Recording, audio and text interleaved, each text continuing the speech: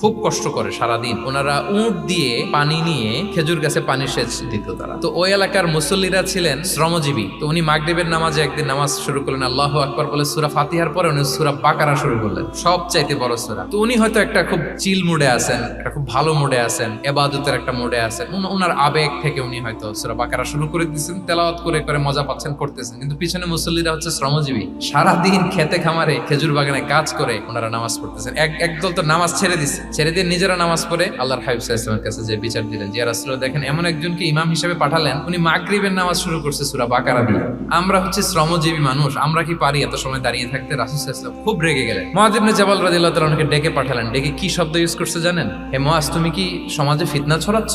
তোমাকে পাঠালাম সেখানকার ইউনিটি ধরে রাখতে, ইমাম হয়ে নামাজ পড়াবা, তালিম দিবা। দেখেন রাসূল সাল্লাল্লাহু আলাইহি ওয়াসাল্লাম ইমামকে এনে শাসন করলেন, বুঝিয়ে বললেন যে না, তোমাকে ছোট ছোট সূরায় নামাজ পড়াতে হবে যাতে করে কষ্ট না হয়।